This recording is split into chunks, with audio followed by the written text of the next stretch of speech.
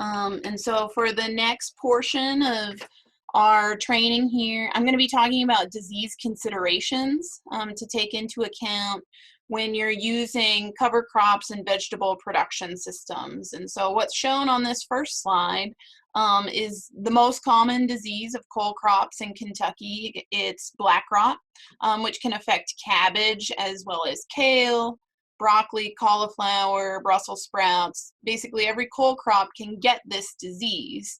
And then along the bottom, you see different types of mustard. And so mustards are in the Brassica family, and they're a commonly used cover crop that provides other soil health benefits, but these mustards can also host the black rot pathogen. And so that's just a little teaser on the basis of my talk today.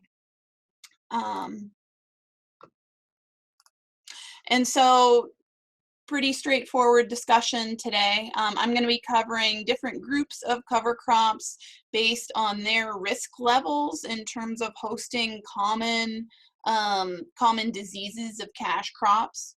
Then I'll go over groups of diseases by pathogen types, and I kind of give a relative risk rating there in terms of those pathogens' abilities to infect commonly used cover crops. And the basis for that is the pathogen's host range and its overwintering ability, those two combined factors. And then finally, I've got a chart on the last slide that kind of gives a cover crops to avoid if you know that a producer has a particular disease pressure in their system. And so two other commonly used cover crops, one of which Rachel's using in her high tunnel, include crimson clover, which is a legume. It's in the bean family. That's on the left, and then winter rye on the right is another commonly used cover crop.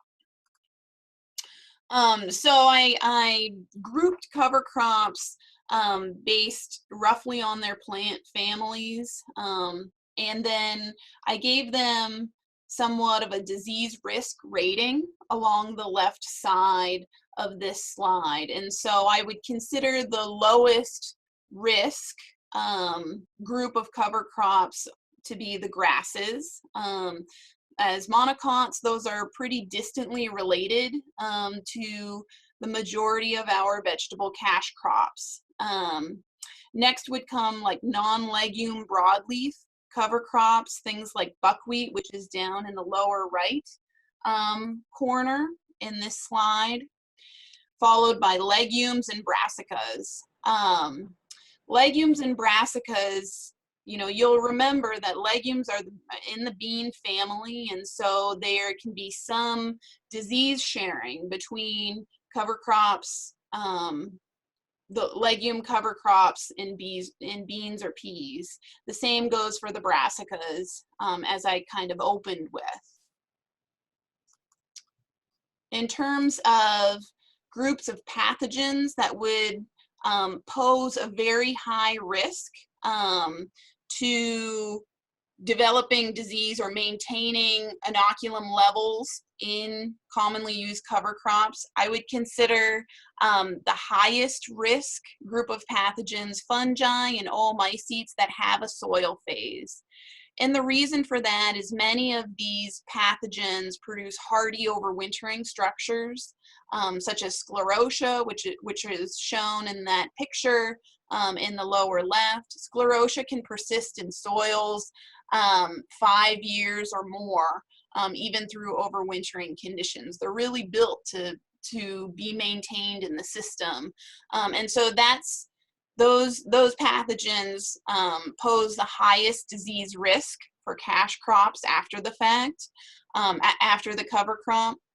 Another high risk group of pathogens are nematodes, particularly root knot nematode, which we do have pressure here in Kentucky from. Also lesion nematodes.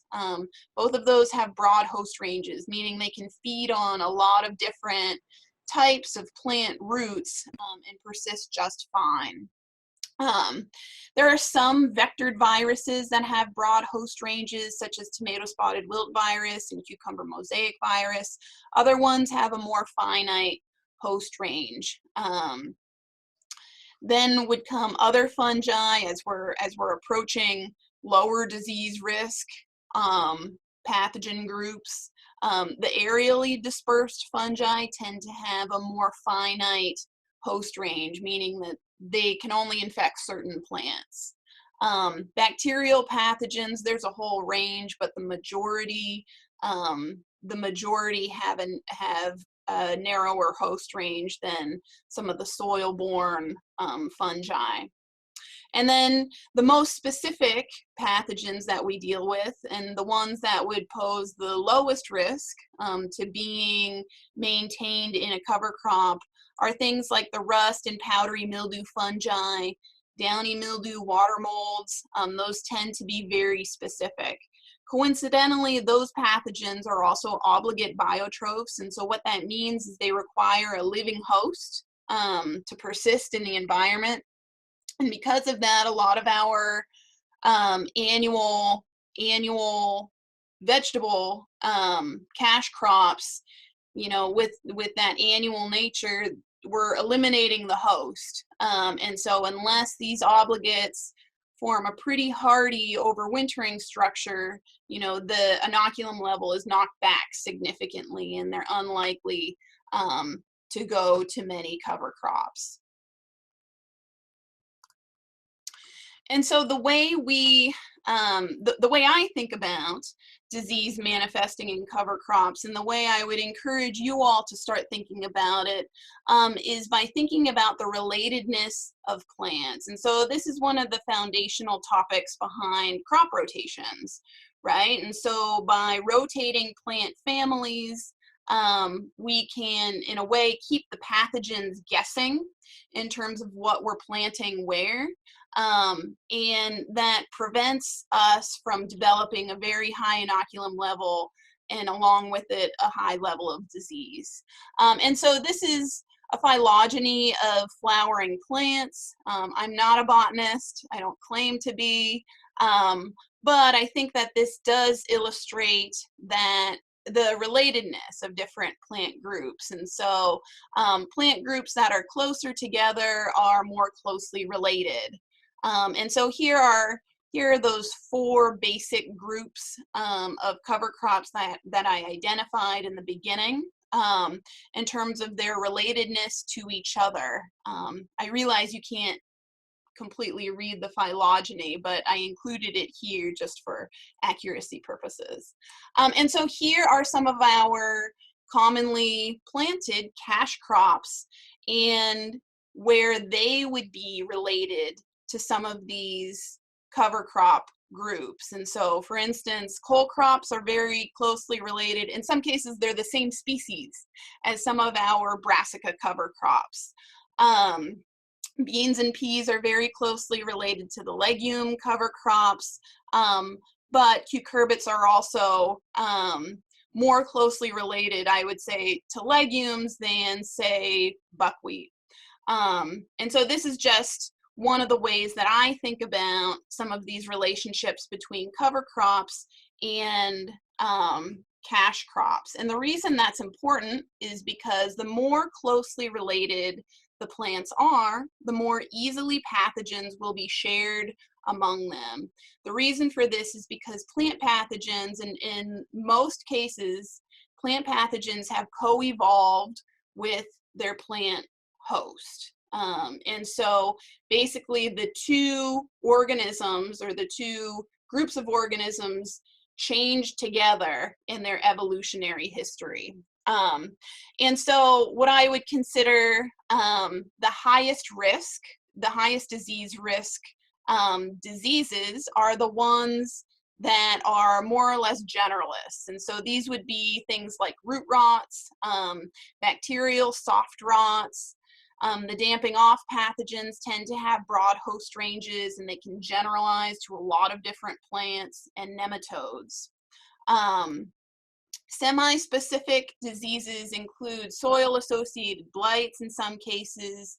Most foliar diseases tend to be semi-specific, and there are some viruses that are semi-specific.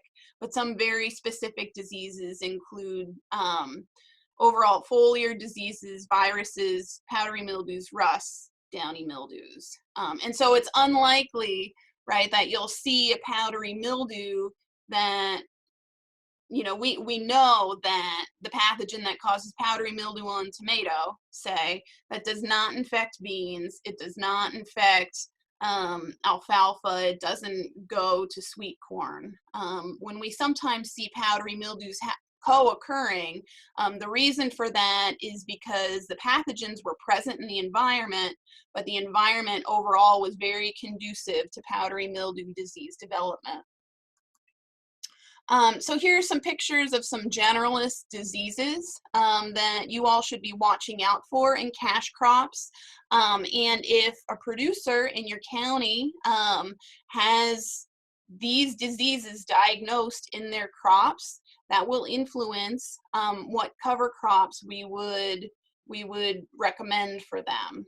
So two very general pathogens, these are both true fungal pathogens, include the white mold pathogen Sclerotinia sclerotiorum and the southern blight pathogen. Both of these can affect a lot of different types of plants. They persist in soils very easily.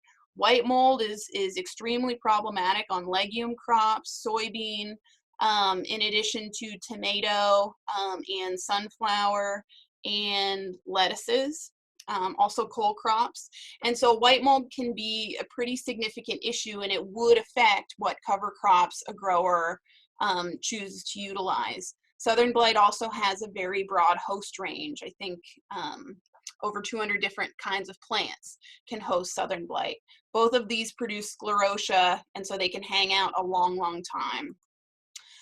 More generalist diseases. This is black root rot, which is caused by Thalaviopsis. The picture's a little bit blurry, but the diagnostic symptom there is kind of a striped black pattern on the root systems there. It's one of the only things that causes that. Root knot nematode also has a really broad host range. It can feed on a lot of different types of plants. And so if there's a problem with either one of these, that would also affect the cover crops that a grower chooses. So for root knot nematode, you know, you'd want to go toward a monocot type or a grass type cover crop. With issues with black root rot, typically we see issues with that when the organic matter from the cover crop is not well decomposed. We see larger issues with that disease. Some more generalists: tomato spotted wilt virus, cucumber mosaic virus, soft rot bacteria. Guidance in regard to these two viral diseases would be to plan the cover cropping very carefully, especially with termination, in order to reduce the movement of the vectors of these two viruses, because there can be some nasty surprises when a cover crop in the neighboring field is terminated, and then you end up seeing an influx of these diseases when the vectors, the insect vectors, move into the cash crop because the cover crop isn't there anymore. Here are a couple semi-specific diseases. These include Phytophthora root rot, which affects, in particular, cucurbits and peppers. Tobacco mosaic virus kind of sticks in the solanaceous plants and a few related plant families, but it isn't as problematic in some other vegetable cash crops. And then here are some examples of host-specific diseases. I talked about rust, so southern rust of corn, that's very host-specific. Powdery mildews on peas, lettuce, all different types of hosts. Those tend to be very, very host-specific.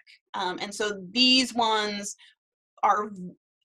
it's impossible for a cover crop to make these diseases worse in terms of hosting these pathogens.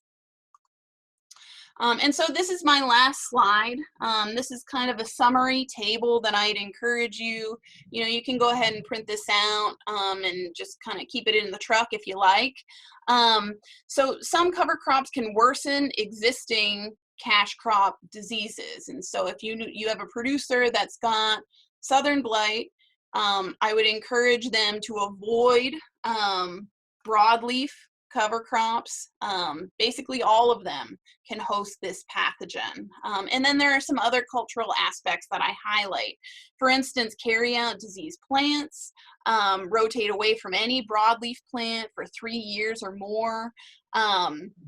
I do recommend deep tillage if producers are on a scale where they're not going to be able to carry out every last plant that is potentially infected with this pathogen. White mold is notoriously bad in legume type plants, and so for this reason producers would want to avoid, say, alfalfa or vetch if they know they have a white mold or timber rot problem.